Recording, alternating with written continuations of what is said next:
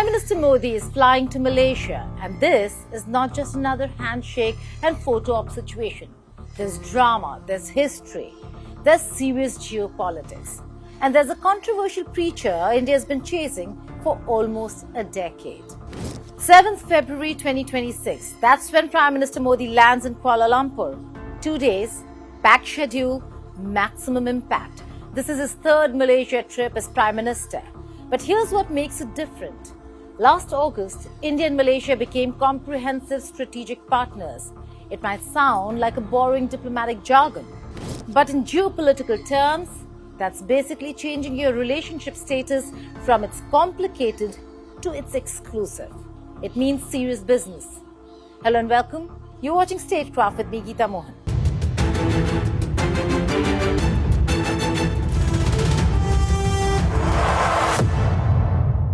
The invitation came from Malaysia's Prime Minister Anwar Ibrahim. Prime Minister Modi and Prime Minister Ibrahim have been working hard to fix what was, let's say, a difficult relationship.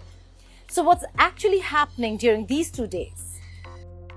First up, bilateral talks with Prime Minister Anwar Ibrahim. Translation, closed-door meetings where the real stuff gets discussed. Then there's the 10th India-Malaysia CEO Forum. That's where the big money talks. Business leaders from both countries discussing deals worth billions.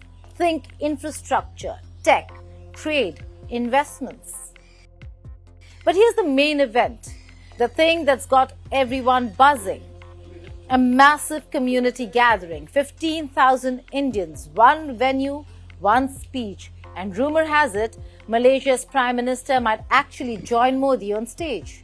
That would really be huge. The location? Mines International Exhibition Convention Center.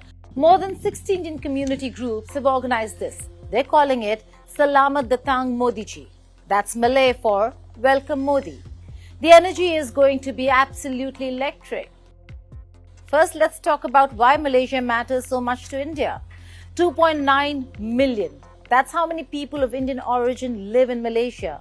Third largest Indian diaspora in the world after US and the UAE, and second largest Indian origin community after the United States of America. And these aren't recent arrivals. Indians have been in Malaysia for generations. Many came during British colonial rule, working on rubber plantations, building railways. Fast forward to today. They're everywhere. Doctors, lawyers, entrepreneurs, politicians. They've literally shaped Malaysia's story. India recently did something interesting. They extended overseas citizen of India registration to the 6th generation. Your great-great-great-grandparent left India, you can still get OCI status. That's how deep these roots go. Now here's the timing bit. Modi's visit coincides with Thaipusam. For those who don't know, it's one of the biggest Hindu festivals in Malaysia. Absolutely massive for the Indian community there. Coincidence? This is PM Modi we're talking about, the man who understands optics better than a Bollywood director. This is calculated. This is strategic. The community event will have traditional performances. There's even a dragon dance planned for Chinese New Year. It's all about showing diversity, unity, cultural harmony. For Modi, it's a display of soft power. For Anwar, it's political gold. Malaysian elections are always tied. Indian-Malaysian votes? They matter. A win-win situation? Maybe. But why does India actually care about Malaysia? There are 5 key reasons that will make total sense. Reason number 1, geography. See this narrow channel between Malaysia and Indonesia? That's the Straits of Malacca. About 40% of all global trade flows through here. Oil tankers, container ships, everything. If you control access to this strait, you control a lot of power. Malaysia, Singapore and Indonesia basically hold the keys. And India? India needs this route for its entire Act East strategy. It can't reach Southeast Asia without it. Reason number 2, ASEAN. The Association of Southeast Asian Nations, 10 countries, huge market, growing economy. Malaysia is a key player here. If India wants a seat at the Southeast Asian table, it needs Malaysia. You can't engage strategically with ASEAN without Malaysia being on your side. Reason number 3, the elephant in the room, or should I say, the dragon, China. Let's be real, China is everywhere in this region. Infrastructure projects, trade deals, investments. Beijing's checkbook has been very, very busy. India sees itself as an alternative, not competing directly with China, but offering a different option. ASEAN countries don't want to choose between America and China. Having India as the third option, well, that's actually welcome. Reason number 4, money. Bilateral trade between India and Malaysia was around $17 billion in 2018. It rose to $20 billion by 23-24. But there's potential for so much more. Palm oil from Malaysia, pharmaceuticals from India, electronics, IT services, infrastructure. The opportunities are massive, and both countries know it. Reason number 5, security, maritime threats, terrorism, cybercrime, piracy. Both countries face similar challenges. Working together makes absolute sense. Plus, there's intelligence sharing, joint naval exercises, tech cooperation. In an increasingly unstable world, you need reliable partners. India sees Malaysia as exactly that, and vice versa. Now we get to the more serious stuff, because India and Malaysia, they've had some serious issues in the past. Let's rewind to 2019. Malaysia's then Prime Minister Mahathir Mohamad is speaking at the United Nations, and he drops a bomb. He says India has invaded and occupied Jammu and Kashmir. He calls for UN resolutions to be implemented. Now, if you know anything about Indian politics, you know Kashmir is the red line, the ultimate no-go zone. India considers it an internal matter, full stop. Any country commenting on it, that's seen as hostile interference. So you can imagine how New Delhi reacted. India's response was swift and brutal. The Solvent Extractors Association called for a boycott of Malaysian palm oil.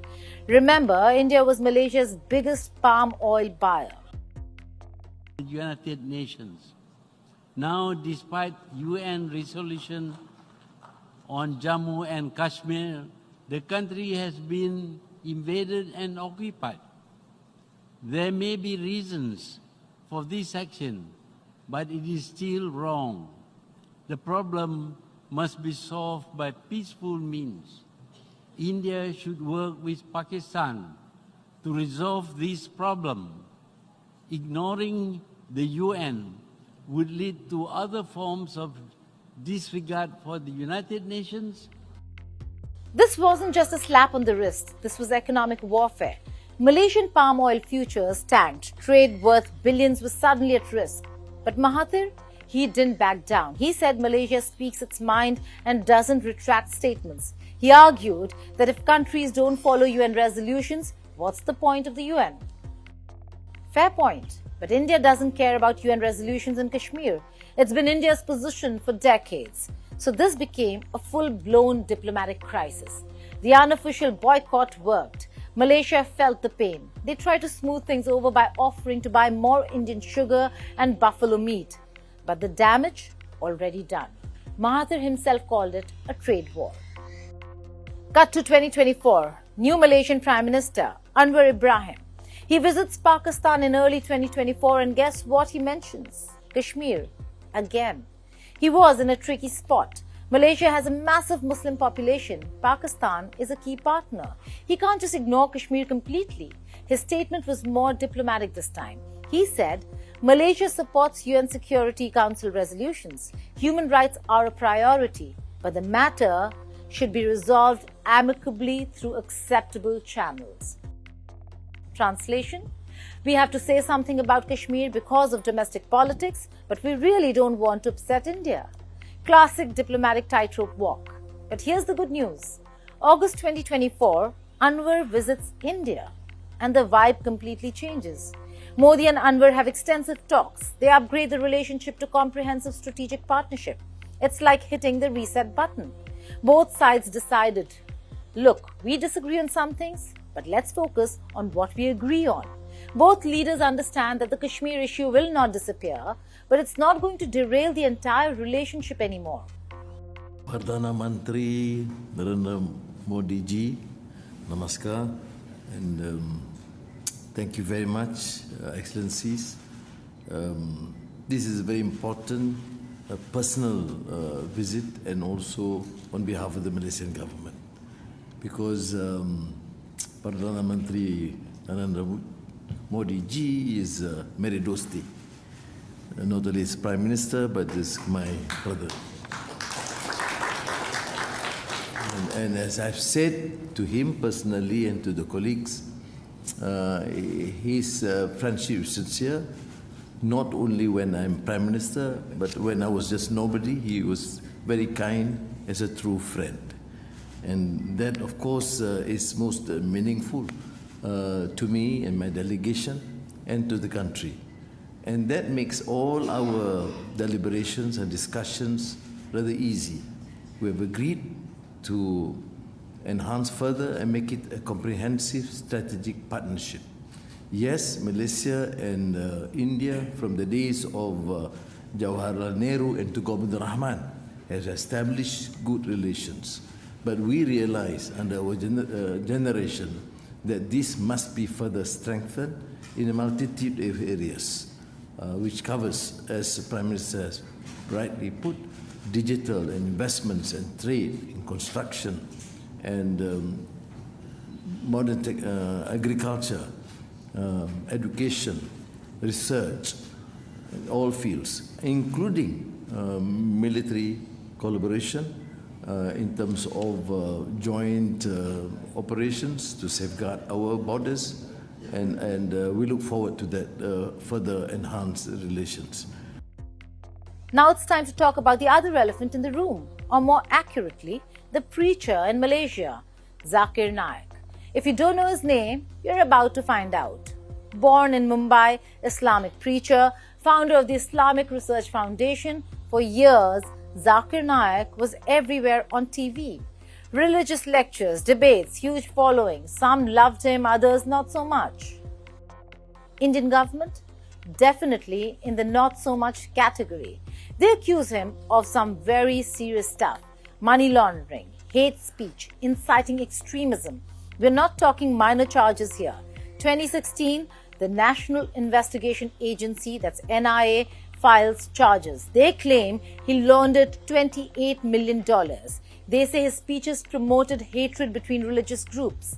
Some accusations even link his words to terrorism.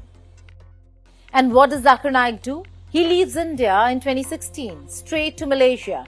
And he's been there ever since. Living quite comfortably, actually. The previous Malaysian government gave him permanent residency, just handed it over. But India wants him back, obviously. They formally requested extradition. The Indian government have asked Interpol for a red corner notice. That's basically an international arrest warrant. But Interpol said no. Their reason? Insufficient evidence. That's a massive blow to India's case. Malaysia's position has been complicated. Some officials worry about his inflammatory speeches. They've got their own concerns about religious harmony. But there's also the question, would he get a fair trial in India? Malaysia is worried about that. They don't want to send someone back if they think he'll face political persecution. As of 2024-2025, Malaysia softened its position a bit. They've indicated they will cooperate with India, but, and this is a big but, only under specific conditions. 1. India needs to provide concrete, solid evidence. 2. The entire process must follow Malaysian legal procedures. 3. They need assurances about fair treatment. This isn't going away quickly. It's been almost 10 years, and it remains one of the most sensitive issues between two countries. Will it come up during Modi's visit? Publicly? Probably not. But behind closed doors, this is exactly the kind of thing that gets discussed when cameras aren't rolling. But what are Malaysia's assurances when it comes to one very concerning area for India, which is Zakir Naik? I know you've made your own statements there, but is there anything that India has provided which is good enough for an extradition of Zakir Naik to India? Well, there has been issues raised, although not this time, but then, of course, politely, the External Affairs Minister did make a reference to that. And I've said, look, we have to respect the due process. He's not been active in Malaysia. He travels outside, but he comes back to Malaysia from time to time. he has not issued any statement or any political statement that's against India or against Malaysia. So I think a number of reasons let the matter rest for a while. He did make statements, but you were not in power then. It was Mr. Mohammed. So just saying that, is Zakir Naik an issue that impacts bilateral ties? No, we do appreciate the concern expressed by some quarters here, but I think as long as he does not create issues between our countries and the security of a nation, I think we let the matter rest. Okay, and should there be more evidence that India provides? Yeah, of course, we are a country, we must respect the rule of law and we will not condone any sort of transgression. India's made it clear, getting Zakir Naik back is priority. Malaysia has made it clear, we'll help, but on our own terms. Where does that leave things? Honestly, in limbo. But the conversation continues. This visit is not just about India and Malaysia, it's about something way bigger. Welcome to the great game in Southeast Asia. Southeast Asia and the broader Indian Ocean region is the hottest geopolitical battleground right now. China's Belt and Road Initiative? Everywhere. America's Indo-Pacific strategy? Also everywhere. And the target? 10 ASEAN countries with growing economies and strategic locations. Indonesia, Thailand, Vietnam, Singapore, Philippines, Malaysia, Myanmar, Cambodia, Laos, Brunei. Together, they're a massive market, combined GDP of over $3 trillion. And they're right in the middle of the action. Whoever has influence here has serious power. So when India builds a strategic partnership with Malaysia, it's not just about bilateral relations. It's about securing India's eastern flank. It's about having a voice in maritime security. It's about being taken seriously in Southeast Asia. ASEAN countries appreciate having options. They don't want to choose between China and America. They definitely don't want to be caught in the middle of a rivalry. India offers a third way, a regional power, fellow developing country, shared democratic values with some, no colonial ambitions. It's not about containing China. It's about ensuring ASEAN countries have choices, and that's genuinely welcomed. Malaysia knows its worth. Small country, big leverage. If they play their cards right, and they can extract benefits from everyone. This is the new Asian order taking shape.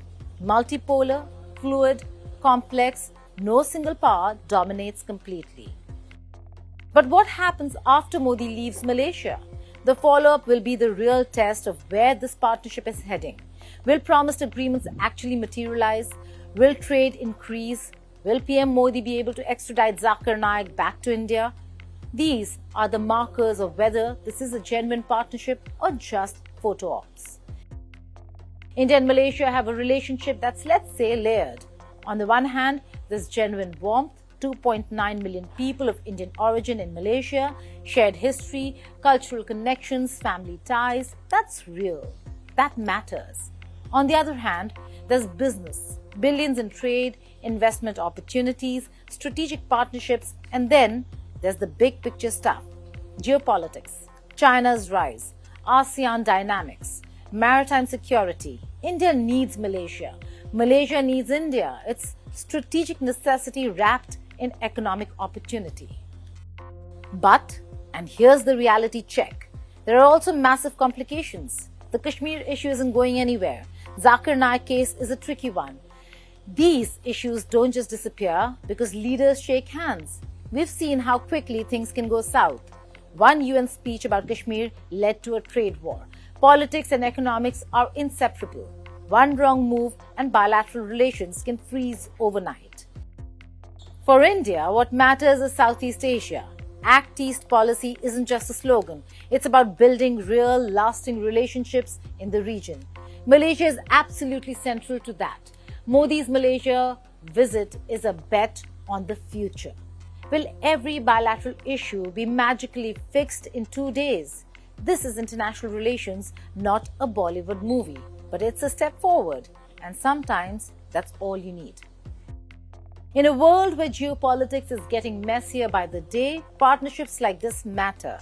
India needs allies in Southeast Asia. Malaysia needs diverse partnerships to maintain its independence. It's not perfect, but it works. Thank you for watching Statecraft.